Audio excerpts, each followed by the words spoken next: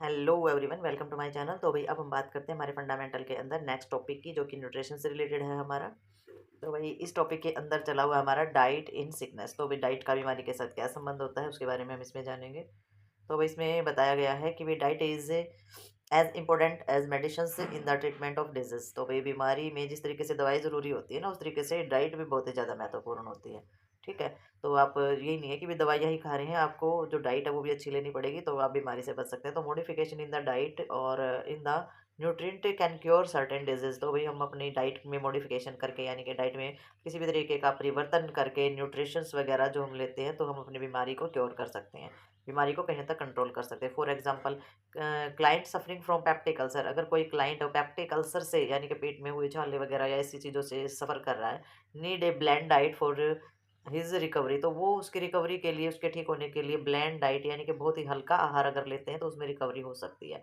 यानी कि वो अगर भारी जो आहार है वो लेता रहेगा, या इरिटेटेड आहार लेता रहेगा जो एसिडिक है, यानी कि चाय, लाल मिर्च या फिर तला भुना इस तरीके से खाता रहेगा, तो वो जो अल्सर है वो और भी ज़्यादा हो जाएंगे, वहाँ घाव हो जाएगा, इरिटेशन होगी, वहाँ पर पेन स्टार्ट हो जाएगा। और अगर आप ब्लेंड डाइट लेते हैं, बहुत ही हल्का आहार लेते हैं, तो वहाँ पर रिकवरी हो जाती है और बहुत जल्दी ठीक होता है।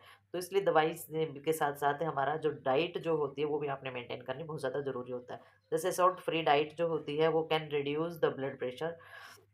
तो भाई जिस डाइट के अंदर हम नमक कम लेते हैं, तो हमारे ब्लड प्रेशर ज़्यादा होने की जो समस्या है कहीं हद तक ठीक हो जाती है, अगर क्लाइंट को हाइपरटेंशन है तो। ठीक है। यानी कि बीपी का ज़्यादा हो जाना जो होता है, अगर वो ज़्यादा है तो साल्ट फ्री डाइट आप ले सकते हैं, तो उसमें आपका कहीं ना कहीं आपका जो बीपी है वो कंट्रोल हो जाएगा। लेकिन डॉक्टर की सलाह के बगैर ऐसा सब कुछ नहीं करना चाहिए होता है आपको डाइट में। For every one eating food is an enjoyment. तो हर इंसान जो होता है वो खाने को एंजॉय करता है, आनंद लेता है खाने का। When the person is ill the food intake become. तो जब इंसान बीमार होता है तो वो खाना खाना लेने में भी उसको दिक्कत हो जाती है, उसका मतलब मन ही नहीं करता है, अगर वो किसी भी तरीके की बीमारी उसको हो जाती है। लेकिन जब तक वो स्वस्थ रहता है वो खाने को बहुत ज़्यादा एंजॉय करता है। ठीक है। तो नेक्स्ट देखते हैं इसमें हम। तो वही कहने का मतलब है कि जब इंसान बीमार होता है तो उसे खाना लेने में होती है प्रॉब्लम, तो भूख नहीं लगती या उसे टेस्टी नहीं लगता है खाना, या किसी भी तरीके का उसका मन नहीं होता है, तो उससे समस्या हो जाती है। Nurse responsibility is care is sick regard the nutrition can be analyse into 4 major area. तो भी नर्स की जो है वो जिम्मेदारी होती है कि वो बीमार पर्सन को, उसको न्यूट्रिशंस को लेकर के एनालाइज करे, सारी चीज़ों को देखो। तो उसके 4 मेजर एरिया होते हैं, किन किन चीज़ों पे ध्यान दे सकती है नर्स। तो सबसे पहले एसेस करेगी कि भी क्लाइंट ऑब्डेंट नीड ऑफ जो नरिशमेंट होता है वो अच्छे तरीके से ज़रूरत के हिसाब से सारा का सारा नरिश, यानी कि सारे के सारे जो पोषक तत्व है वो प्राप्त करे। उसकी फीडिंग है, किसी प्रकार का उसका खाना है, किसी तरीके से वो खाना खा रहा है, या ट्यूब फीडिंग उसको कराई जा रही है, या फीडिंग करने में उसको हेल्प कराना है, यानी कि उसको खाना खिलाना अपने हाथ से खिलाना है, या ट्यूब फीडिंग है, या किसी भी तरीके से आप उसे भोजन प्रोवाइड कर रही है, तो उस पर आपको ध्यान देना है। ठीक है। तो क्लाइंट की ज़रूरत के हिसाब से और पोषक तत्व के हिसाब से उसको देना है, भाई कौन से पोषक तत्व की ज़रूरत है इसको है और किस तरीके का खाना पेशेंट को चाहिए, तो ये ध्यान रखना है नर्स को। नेक्स्ट आपने देखना है मोटिवेटिंग क्लाइंट टू ईट। और जो पेशेंट होता है उसको खाने के लिए मोटिवेट करेंगे। अगर वो कहे कि मुझे अच्छा नहीं है, मेरा मन नहीं कर रहा, तो आप मोटिवेट कर सकते हैं कि बहुत ही टेस्टी है, बहुत हेल्दी है, आप जल्दी रिकवर हो जाओगे। तो जिस तरीके से मोटिवेट किया जाता है खाने के लिए, ठीक है, तो इस तरीके से आपने खाने के लिए मोटिवेट करना है पेशेंट को। नेक्स्ट इसमें बताया गया है suggesting client to obtain needed nourishment. तो ये तो आपने करना ही है। ठीक है। तो नरिशमेंट यानी कि पोषक तत्वों के, जितनी पोषक तत्वों की जरूरत होती है उसी के हिसाब से क्लाइंट को प्राप्त कराना है आपने भोजन। ठीक है। और प्रॉपर प्लानिंग करनी है, डाइट जो होती है उसकी जो डाइट प्लान होता है उसके हिसाब से प्रॉपर उसको भोजन देना है, पोषक तत्वों की जरूरत के हिसाब से भी। नेक्स्ट आपने क्लाइंट के साथ जो स्पेशल जो उसकी प्रॉब्लम होती है उसके बारे में थेरेपेटिक डाइट उसको देनी है, यानी कि अगर उसे किसी प्रकार की खास बीमारी है, शुगर है, ब्लड प्रेशर है, थायराइड है, या फिर कोई और भी बीमारी हो सकती है इन्फेक्शन से रिलेटेड, तो उसमें जो चिकित्सक डाइट होती है, यानी कि डॉक्टर के द्वारा जो लिखा होता है, या जो हमारा जो न्यूट्रिएंट होते हैं उनके द्वारा जो लिखा हुआ, न्यूट्रिशंस होते हैं उनके द्वारा लिखा हुआ जो डाइट प्लान होता है वो फॉलो करा सकते हैं आप उनको। और हेल्प ले सकते हैं client to accept of the salt free diet. और पेशेंट को जो हेल्प कर सकते हैं कि वो एक्सेप्ट करे सॉल्ट फ्री डाइट लेने के लिए, यानी कि बिना नमक का खाना खाने के लिए वो एग्री हो जाए। तो इस तरीके से आप अगर उसको मोटिवेट करेंगे और उसे बताएंगे उसे हेल्थ के बारे में कि वो कैसे रिकवर हो सकता है, कैसे उसकी प्रॉब्लम बढ़ सकती है, तो वो एग्री हो जाए, यानी कि एक्सेप्ट कर ले इस बात को कि भाई हाँ मैं नमक के बिना खाना खा सकता हूँ। वरना तो पेशेंट हाइपर हो जाते हैं इस चीज़ को लेकर कि मैं नमक के बगैर कैसे खाना खाऊँ। ठीक है। तो आपने सारी की सारी चीज़ें और सारी की सारी जो प्रॉब्लम है और सारी के सारे इससे जुड़े हुए रीज़न है वो सारे के सारे समझाएंगे आप, और पेशेंट को मोटिवेट करेंगे, और पेशेंट की ज़रूरत और पोषक तत्व जो है वो सारे के सारे प्राप्त कराएंगे उसकी ज़रूरत के हिसाब से, डाइट प्लान के हिसाब से, और उसकी थेरेपेटिक डाइट के हिसाब से। ठीक है। तो नेक्स्ट देखते हैं हम, ये नर्स की रिस्पॉन्सिबिलिटी होती है चारों की चारों, आगे देखेंगे। तो भाई अब हम इसमें देखेंगे हमारे principal involve in the diet therapy. तो कौन कौन से सिद्धांत जो होते हैं वो इसके अंदर होते हैं हमारी डाइट थेरेपी के अंदर। तो कौन कौन से सिद्धांत हमारे होते हैं डाइट थेरेपी में वो देखते हैं हम इसमें। डाइट थेरेपी के अंदर सबसे पहला सिद्धांत जो इन्होंने दिया है, plan in relation to change in metabolism occurring as the result of disease. तो भाई जो बीमारी का जो हमारा रिजल्ट होता है यानी कि बीमारी का जो परिणाम होता है उसके आधार पर मेटाबॉलिज्म जो होता है हमारा वो हमारा चेंज होता है। तो उसके आधार पर हमारा डाइट प्लान बनाया जाता है कि बीमारी के क्या परिणाम है, उसके हिसाब से जो हमारा मेटाबॉलिज्म सिस्टम यानी कि पाचन क्रिया है उसी के हिसाब से हमारी जो डाइट प्लान है वो चेंज की जाती है सबसे पहले। ठीक है। दूसरा जो डाइट जो होती है, डाइट प्लान जो होती है वो हमारी होती है अकॉर्डिंग फूड हैबिट। भाई क्या खाने की आदत है क्लाइंट को, ठीक है, उसका कल्चर बेस्ड क्या है, उसकी संस्कृति है, धर्म है, वो किस तरीके का खाना खाता है, किस तरीके की खाना खाने की उसको आदत है। साइको इकोनॉमिक स्टेटस उसका देखना है कि भी किस लेवल का ये खाना खाता है। पर्सनल रेफरेंस उसकी जो पसंद नापसंद है वो भी आप चेक करेंगे। और फिजियोलॉजिकल और साइकोलॉजिकल जो कंडीशन है वो भी उसकी देखेंगे, भी ये कमज़ोर है, ये बुजुर्ग है, ये बच्चा है, ये जवान है, इसको किस तरीके की डाइट इसको इस शरीर के लिए सही रहेगी। हंगर देखेंगे कि वो कितना भूखा है। एप्टीट्यूड्स एंड सेटिस्फाई, उसकी भूख और जो उसकी जो तृप्ति होती है वो कितने में तृप्त हो जाता है, कितने में सेटिस्फाई हो जाता है, वो सारी की सारी चीज़ें हम डाइट के अंदर चेक करेंगे पेशेंट की और उसी हिसाब से उसकी डाइट प्लान बनाएंगे। ठीक है। नेक्स्ट इन्होंने दिया है, as far as possible change is the diet should be both of the gradually and the adequate explanations are give with the change made if any. तो वही बहुत ही जो पॉसिबल होता है, जो डाइट जो होती है, डाइट की जो चीज़ें होती है बहुत ही धीरे धीरे चेंज की जाती है। पर जो भी अगर आपने किसी भी तरीके की कोई चेंजेस किए तो पूरा का पूरा एक्सप्लेनेशन है जो चेंज का, जो भी चीज़ आपने चेंज की है, क्यों की है और कैसे की है, किस लिए की है, तो वो सारी की सारी एक्सप्लेनेशन आपको देना पड़ेगा कि ये जो डाइट आपकी चेंज की है, आपको इस खाने की जगह ये खाना जो दिया जा रहा है उसके पीछे रीज़न क्या है। तो ये सारी की सारी आपने बतानी पड़ेगी। ठीक है।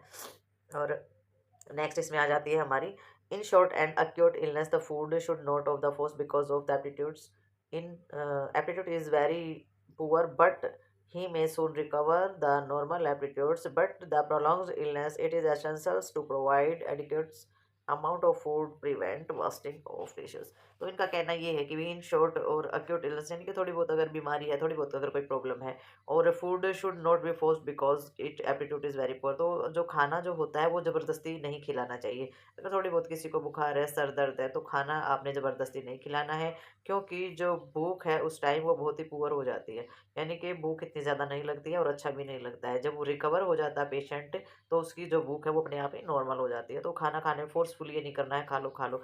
तो जब वो ठीक हो जाता है, उसका बुखार उतर जाता है, थोड़ी बहुत जो प्रॉब्लम है वो ठीक हो जाती है, तो उसे अपने आप ही भूख लग जाती है।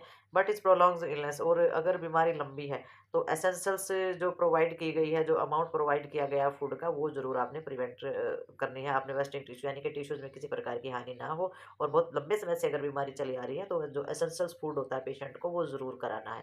ठीक है। थोड़ी बहुत बीमारी में आप इग्नोर कर सकते हो कि चलो सुबह को नहीं खाया तो दोपहर को ठीक होने के बाद पेशेंट खा सकता है, उसे भूख लग सकती है। बट जो लंबे समय से बीमार चला आ रहा है, उसकी कंडीशन क्या है, पहले से ही वो कमज़ोर है, उसके अंदर पोषक तत्वों की कमी है, और फिर ऊपर से अगर उसकी डाइट भी अगर स्किप कर दी जाएगी एक टाइम के लिए तो उसमें और जो टिश्यूज़ वगैरह है उसके अंदर और भी प्रॉब्लम आ सकती है, और भी वीकनेस उसके अंदर आ सकती है। तो ऐसा नहीं करना है। अगर लंबी बीमारी है तो फिर आपको उसको डाइट जो है बहुत ज़्यादा ज़रूरी हो जाती है उसके लिए। ठीक है।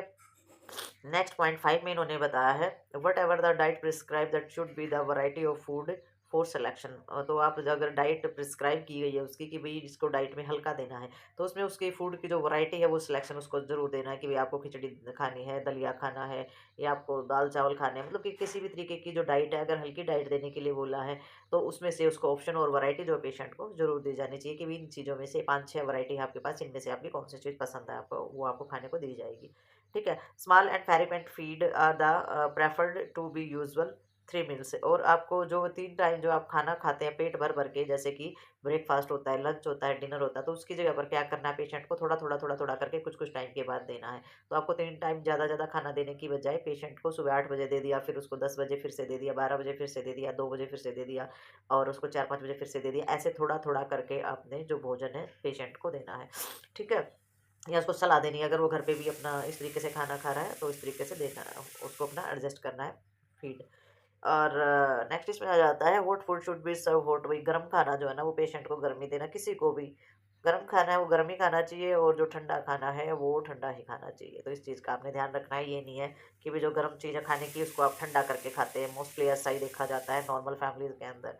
और जो गर्म चीज़ जो ठंडी चीज़ है खाने की उनको जैसे कि आइसक्रीम मतलब कुछ भी चीज़ें हैं वो रखी ऐसे ही हो जाती है। चाय है वो तो गर्म पीने की उसको रखी ठंडी कर देते हैं फिर उसको पीते हैं। तो वो जो चीज़ें होती हैं वो हमारी डाइट प्लान या फिर हमारे न्यूट्रिशंस लेवल के अगेंस्ट होती है। तो इस तरीके से आपको नहीं करना है। तो गर्म चीज़ गर्म ही सर्व करनी होती है और ठंडी चीज़ ठंडी ही सर्व करनी होती है।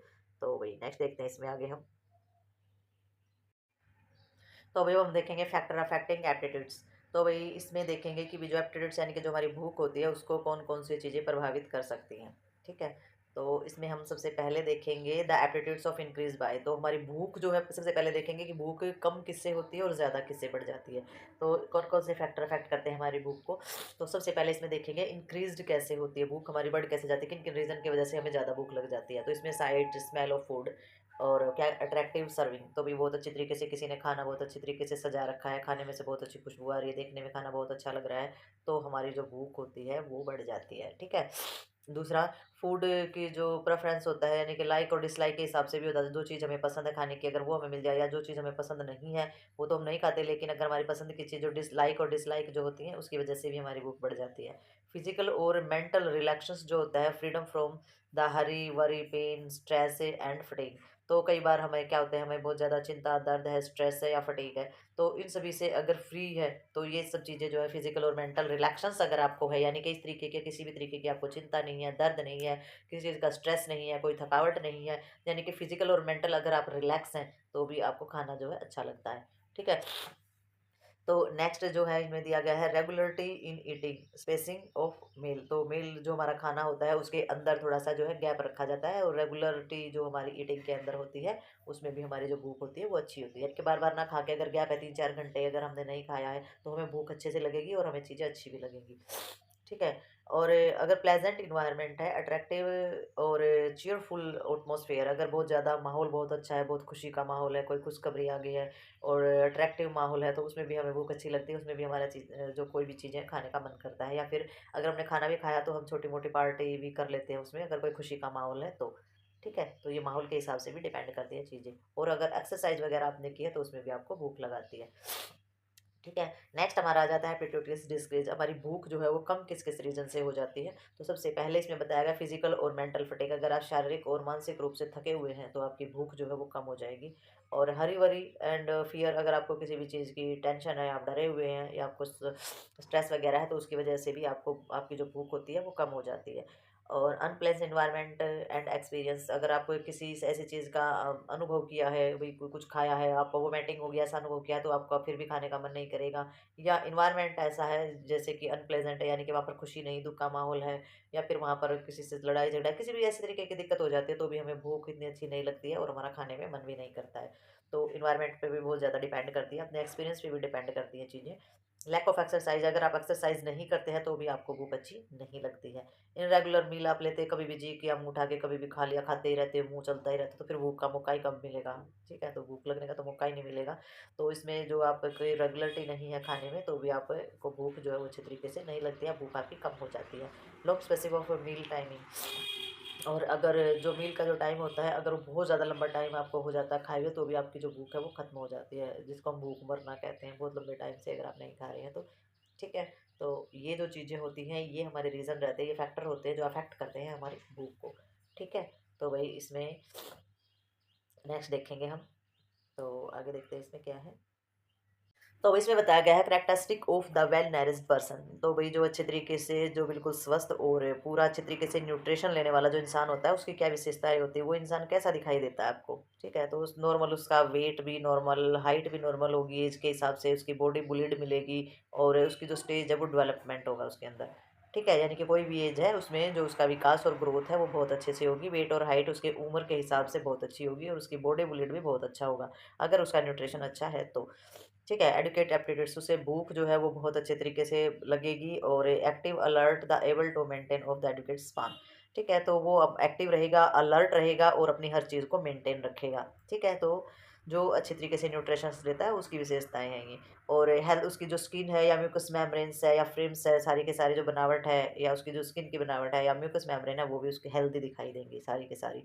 ठीक है। और उसका जो पोस्चर है वो भी इरेक्ट बिल्कुल सीधा पोस्चर मिलेगा वो ऐसे झुक के या कंधे झुका के या टेढ़ा होकर नहीं खड़ा होगा उसका जो पोस्चर है खड़ा होने का वो भी सही मिलेगा स्ट्रेट आर्म्स और लेग जो है वो बिल्कुल ही स्ट्रेट मिलेंगी सीधी मिलेंगी। ठीक है। और वेल डेवलपमेंट जो होता है उसके muscles without access body fat, और उसकी जो मांसपेशियाँ होती है उस पर बहुत ज़्यादा मात्रा में फैट नहीं होता है, एक्स्ट्रा फैट उसकी बॉडी में नहीं होता है। ठीक है, और नॉर्मल शेड्यूल जो होता है उसका टूथ एरोबिट्स या फिर हेल्दी टीथ और गम्स, जो उसके मसूड़े और जो दांत होते हैं वो बिल्कुल साफ सुथरे और बिल्कुल हेल्दी होते हैं। और नॉर्मल यूरिनरी और बाउल एलिमिनेशन से पैटर्न उसका होता है, यानी कि यूरिन पास आउट करना, फिकल पास आउट करना, उसका जो होता है नॉर्मल पैटर्न उसका पाया जाता है। नॉर्मल स्लीप पैटर्न होता है, यानी कि उसको नींद जो है वो नॉर्मल तरीके से अच्छे से पूरी नींद उसको आती है। नॉर्मल हीमोग्लोबिन होगा उसका, और हीमोक्रेटिक जो चीज़ें होती है वो भी उसकी नॉर्मल होंगी सारी की सारी, और सीरम प्रोटीन लेवल है वो भी उसका सारा का सारा ठीक होगा, यानी कि ब्लड से संबंधित उसे किसी प्रकार की प्रॉब्लम नहीं मिलेगी। ठीक है, absence of a diet related to abnormality, और डाइट से रिलेटेड कोई भी अबनॉर्मलिटी उसके अंदर नहीं मिलेगी। ठीक है, तो सारी की सारी चीज़ें जो है डाइट से संबंधित जो भी चीज़ें होती हैं वो नॉर्मल उसके अंदर पाई जाती हैं। तो ये विशेषताएं होती हैं वेल नरिश्ड पर्सन की। ठीक है, तो अगर आपको भी वेल नरिश्ड होना है तो आपकी ये चीज़ें अपने आप ही ऑटोमेटिक सुधर जाएंगी। ठीक है, तो नेक्स्ट देखते हैं इसके अंदर हम। तो अभी नेक्स्ट हम इसमें देखेंगे साइन ऑफ पुअर न्यूट्रिशन। तो भाई जो न्यूट्रिशंस जिनका वीक होता है, जो अच्छे से डाइट नहीं लेते हैं, पोषक तत्व अच्छे से नहीं लेते हैं, समय पर डाइट नहीं लेते हैं, तो उसमें क्या क्या लक्षण दिखाई देते हैं। ठीक है, किस तरीके की चीज़ें दिखाई देती हैं। सबसे पहले हेयर में बताया गया, बाल उनके कैसे होंगे जो डाइट अच्छे से नहीं लेते हैं, बाल पतले होते हैं उनके, और दरदरे होते हैं।